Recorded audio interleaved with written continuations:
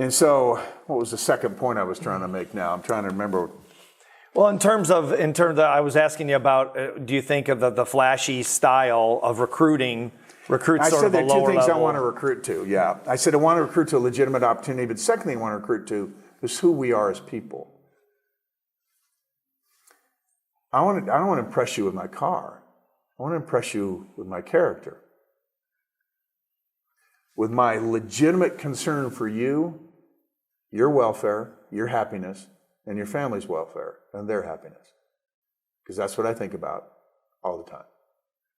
I think about taking care of the consumer, and I think about the team and their families. And I'm going to recruit you to that. And if I can't recruit you to that, I'm very comfortable not recruiting you. Now, if I'm going to recruit you with flash, unless I follow it up with all the other. Right. You got to keep following with flash, right? More cars and more houses. And where does it go?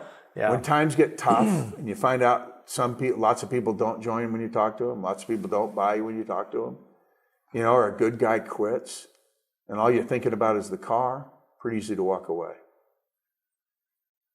When you're deep-rooted in stuff that matters, making a difference in the world, taking care of your family, showing other people how to take care of theirs, squaring away somebody's financial situation when they're wandering lost in the wilderness like they are, getting them organized, getting them goals, getting them in some decent products, and they get a vision of it just like we did back when that little part-timer sat down with us and helped us set our first goals. It changed our lives. We went from $11.59 to $25, then to $100, then to $250, then to $500. I remember when we bumped it to $1,000, and when we bumped it to $5 and $10 and so forth. It all started because a guy who was a music teacher at a local high school who worked part-time in the company for about 6 or 7 months sat down with us. I don't know how many. I was one of his 4 recruits, probably one of his about 10 or 12 sales, and it completely redirected our life. Tom Matthews the other day told me, he sat here on the same stage, and he said, it's more of a crusade, and I want to get your comment on this, see what you, because obviously both you guys go way back to the beginning of the industry.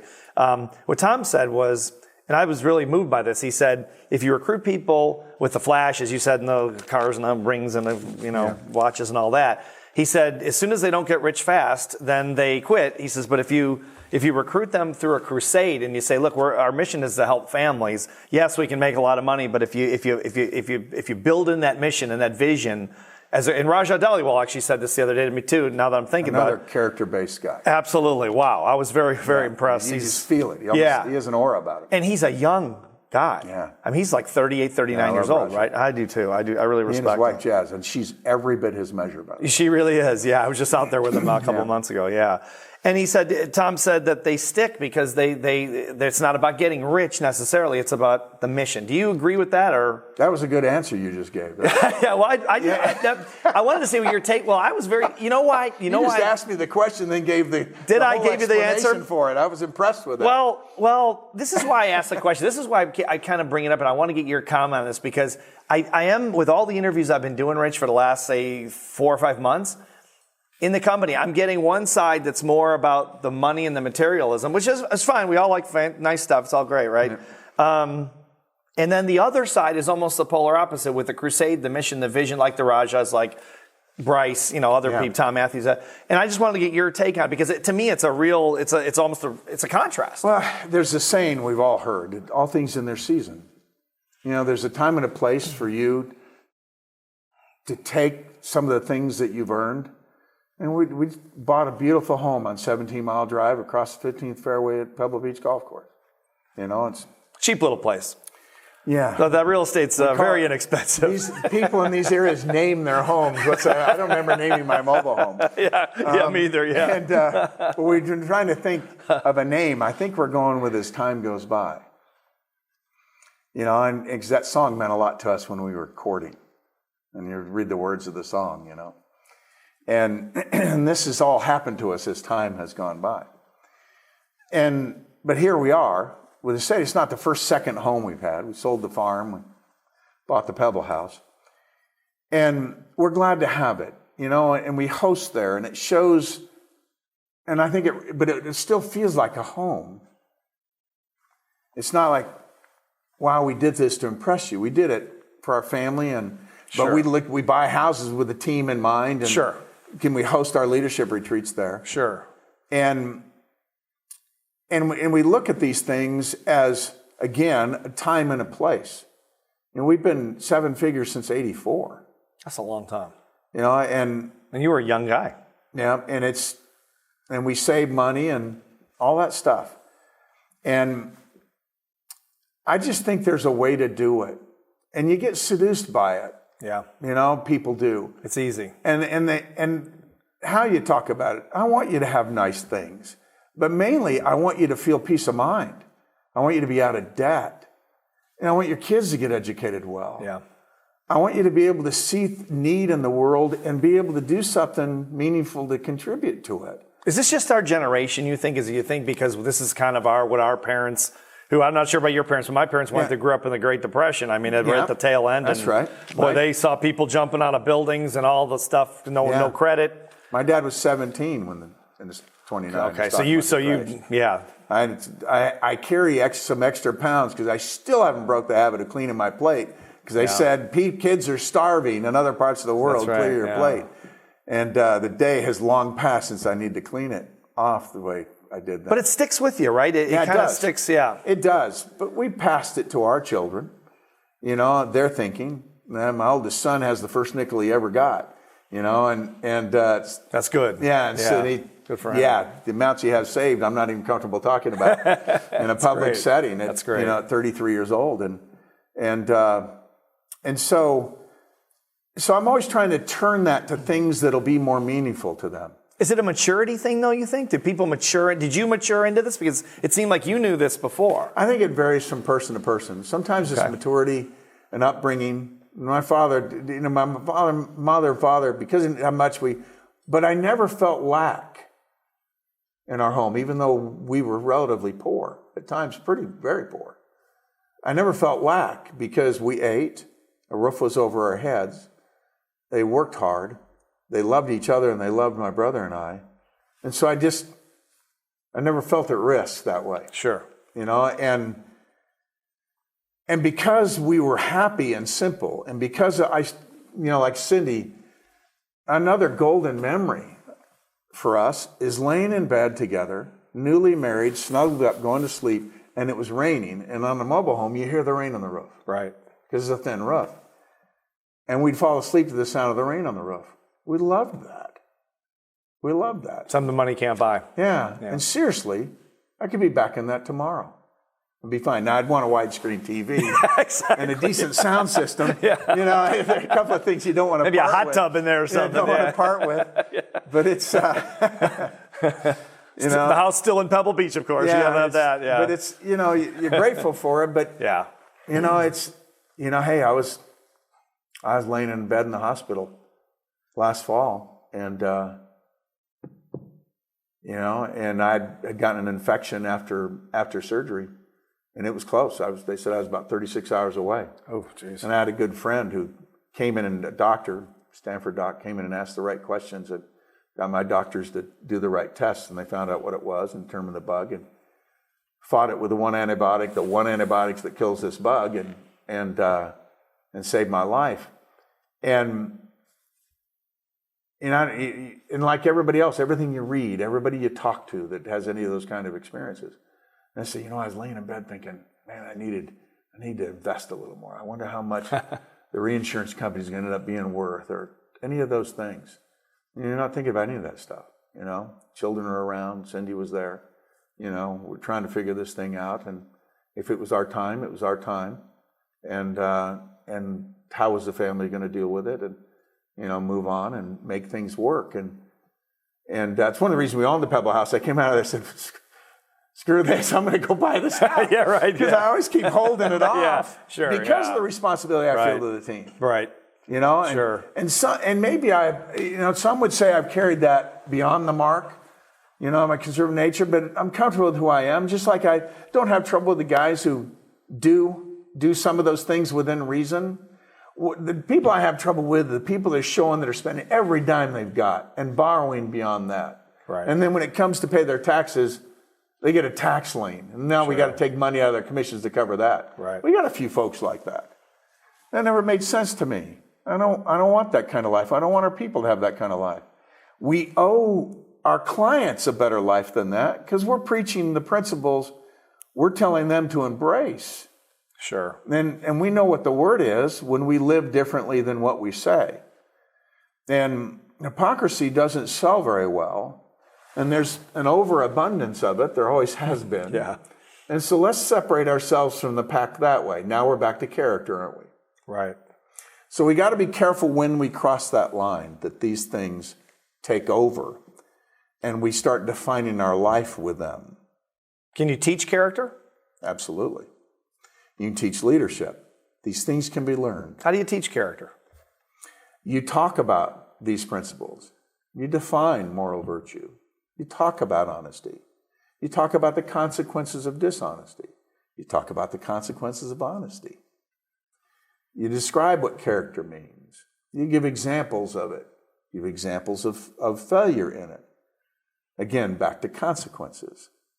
You know, whenever there was a movie out, we thought maybe our children might enjoy seeing, but we were a little worried about what the content would be. We'd go see it. And I remember a movie that was made about a particular music star, country music star, who really almost died because of drug abuse, and it then led him into adultery and failure in his marriage and the breakup, and all that stuff. It's quite a story. It's a story of Johnny Cash. Oh, sure. Walk the line. There's a moment in that movie where they're standing in this little area outside of these motel rooms, and a guy offers him a drug. And he says, Elvis takes it. And Elvis, in the movie, he waves at him, nods. Right. And he reaches out, and he takes a pill from the little plastic bag, and he puts it in his mouth. Pretty simple process right there. Right. We've done it thousands and thousands of times feeding ourselves. Sure. But in that moment, he was taking something he shouldn't have taken and put it in his mouth. And it began a downward spiral that almost killed him, but did destroy his family and caused tremendous hardship, right? And I took my sons, my children, to see that movie. And I said, there's a moment coming up here, which is the turning point of his life. And it doesn't seem like anything. It's just a common little thing. He reached out with his hand, picked up something, and put it in his mouth. How many times have we done that? But this time, because of what it is, because he hadn't made up his mind about how he's going to live and the kind of man he was going to be, he succumbed to peer pressure and influence, and it almost killed him. And it caused him terrible pain. I want you to watch this and learn from it and not make that mistake. And that's teaching. Sure. Right? Character, and teaching good decision making, right? Sure. It goes moral virtue to strength of character, to decision making, good decisions, right? That leads to peace of mind and heart, which leads to happiness. And that's the building blocks of a happy life. Not an easy life. Right. Life's not meant to be easy, and you get sick and you get infected after surgery. You needed surgery in the first place. And stuff happens. Sure. But you still know what you stood for. And if I had gone, my family was well provided for, and everything was in order. And, I feel good about the legacy, and my children are making good decisions. And you really don't learn the job you've done with your children until you see your grandchildren. And that tells you whether you and your sweetheart got the job done. You can't microwave a happy family. You can't microwave a great company. It's got to be done over time. It's got to be consistent in principle. You got to know what you stand for. You've got to be absolutely resolved to continue to stand for it. That's why I was willing to walk away from a prosperous situation and start another company to maintain the standard and the things we believed were important and valuable and of good report. Sure. Well, what obstacles did you face as WMA became WFG and so on, and over the last, say, almost 20 years, right? Well, there's all the common obstacles of building a business and having to get up and be consistent and work hard at it and exhort others to do the same. There's the reality of leadership development is hard work. While I agreed, yes, leadership can be taught, which I know you believe too, and character can be taught, you still have to teach it, and it doesn't happen overnight. Sure. And you get somebody at 32 who you wish had learned a few more of these lessons in the walls of their home as a child, but you got them now, and you know they're decent at heart, but you really got to help them understand. I remember one leader, I was talking to him about how to treat a woman. And he goes, where do you learn this? He asked me. But hadn't had a father in his life. I said, I learned it from my father, watching how he treated my mother. So you need to pick some people that, treat their sweethearts right. Right. And then copy it. That's how most of us learn, I think, right? Yeah. Until it's yours. Yeah. And so I have a great belief you get involved in people's lives. And that's a whole nother talk.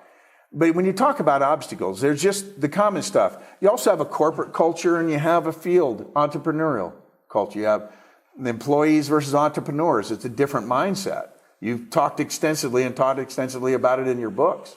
Sure. We had the problem.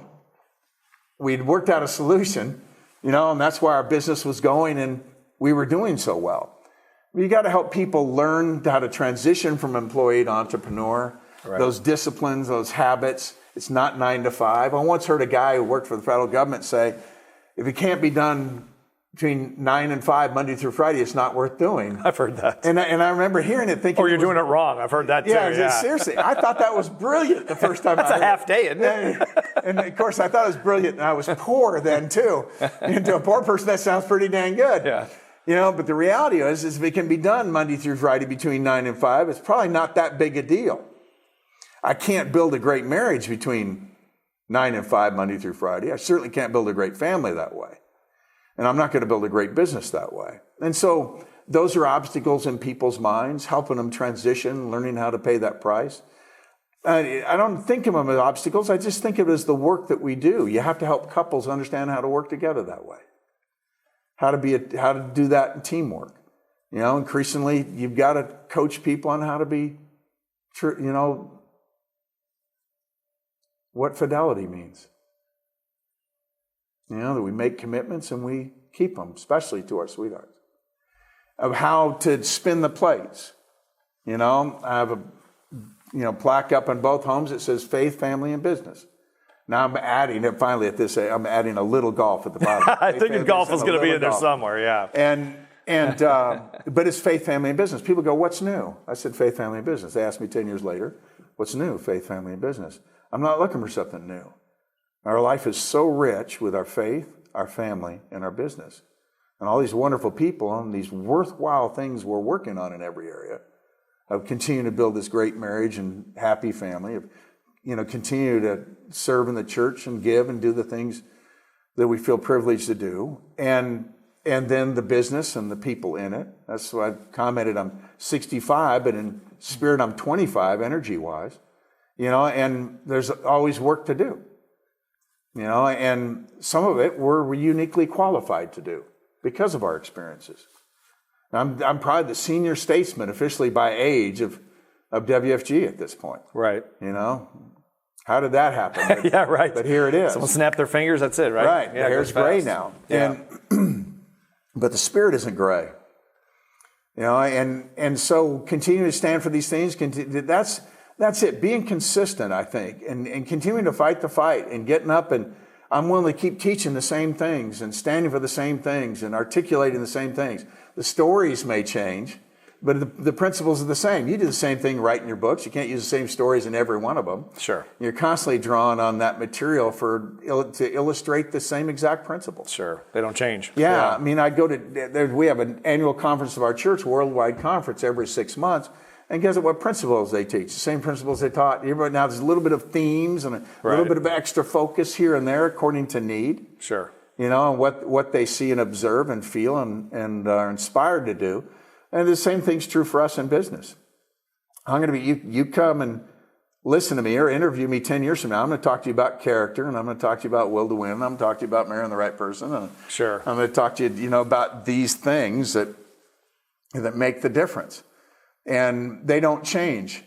Technology changes.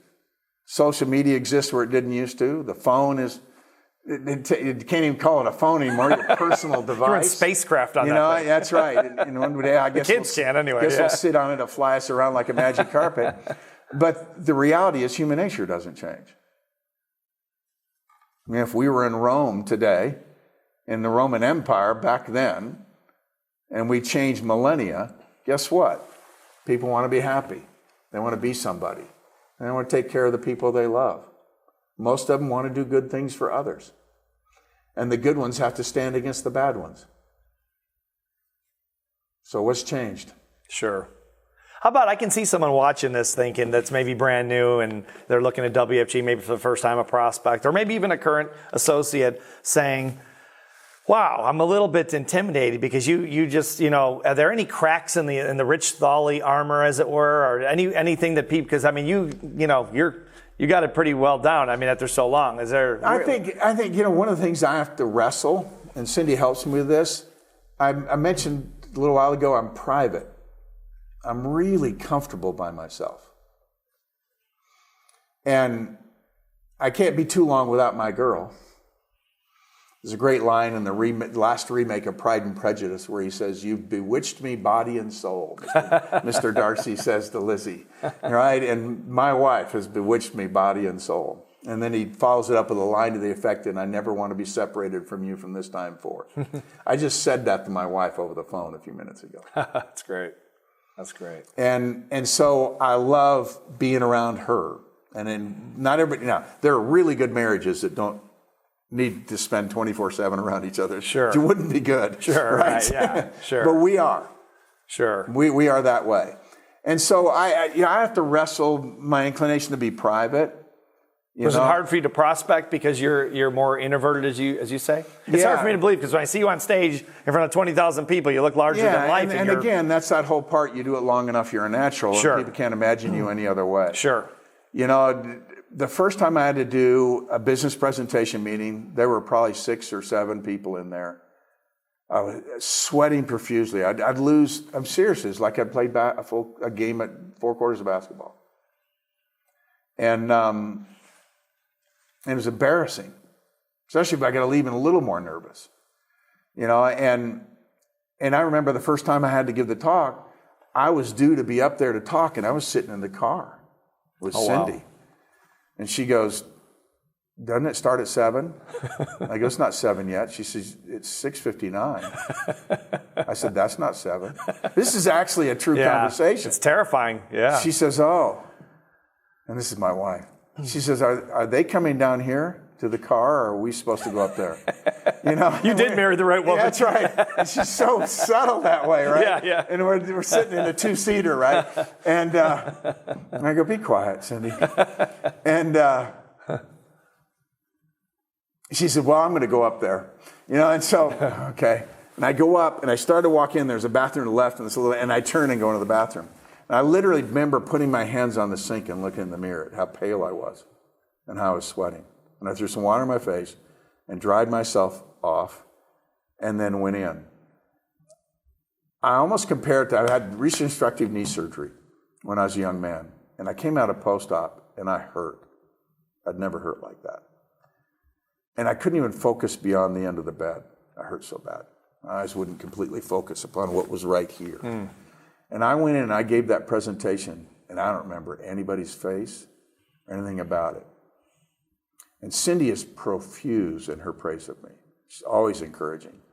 And I finished my little 15-minute spot there and scurried back to the back of the room and sat down beside her. I said, "How did I do?" Sorely in need of support. And she said, "You were okay." For Cindy, that's like, wow. Seriously, that's all you got, right? And that's how it started. Yeah. That's how it started. I was butterflies. I couldn't eat within 3 or 4 hours of giving a talk for 16 months. Wow. Of giving these talks multiple times a week.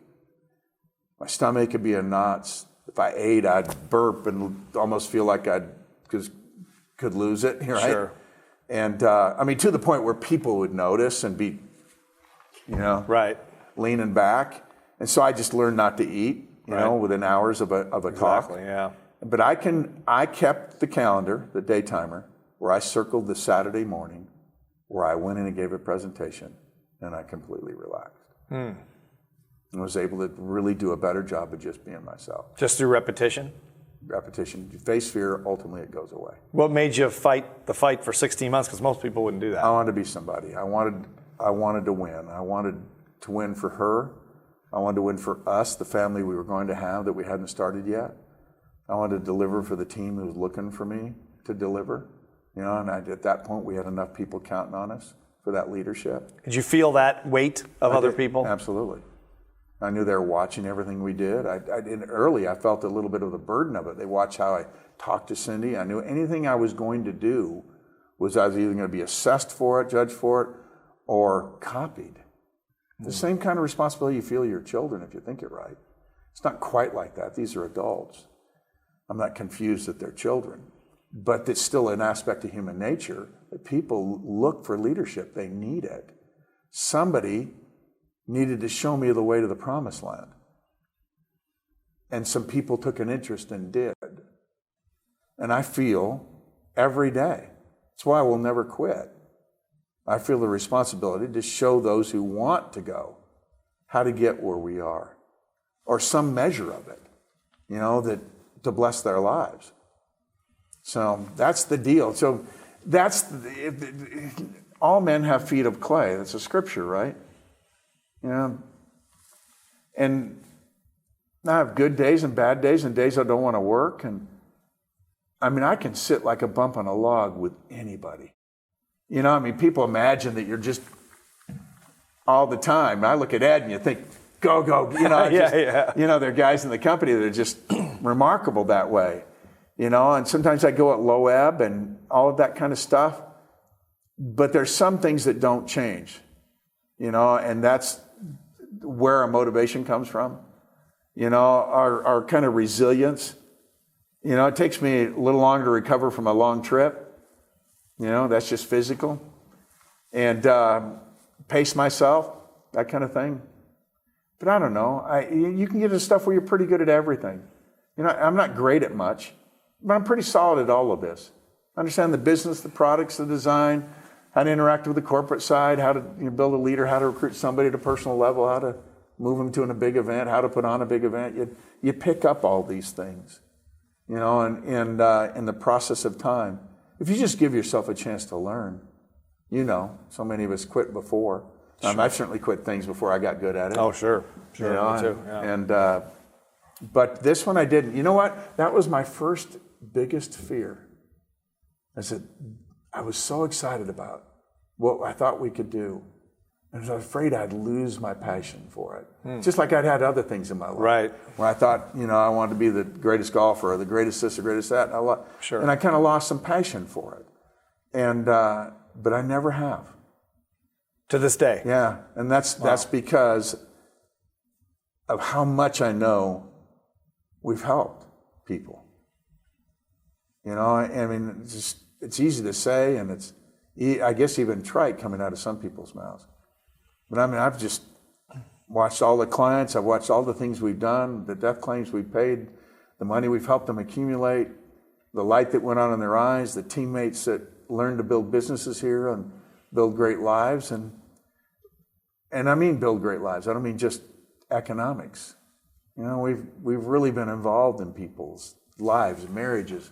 I've had couples sit across from me and tell me they're divorcing, right? You know, and I said, not yet, you're not, you know, and talked them through some things. And I sat one couple down and made them put the pictures of their children in between us on my table, in between us. And I said, I want you to know, I'm going to talk to you about what's going to happen to your children if you keep moving down the path you're headed toward. You're about to double the chance your children are going to be divorced. You're about to double the chance your grandchildren are going to be divorced. And you're about to double the chance your great-grandchildren are going to be divorced. So right now you're pissed off at each other. And you're can't think past the week. But I want to give you the perspective of the next 50, 60 years in your life and how much the decision-making you're making now is going to impact their happiness. It's going to reach through the lives of hundreds of people you're going to love. So let's talk about it from that perspective. And to their credit, they figured it out, worked it out, had 2 more children, have this amazing life together, marriage. Wow. What a privilege it is right at that moment to make a contribution. Sure. You know, and it's more than business, because business is just part of life. Right. And what we want is to live happy lives.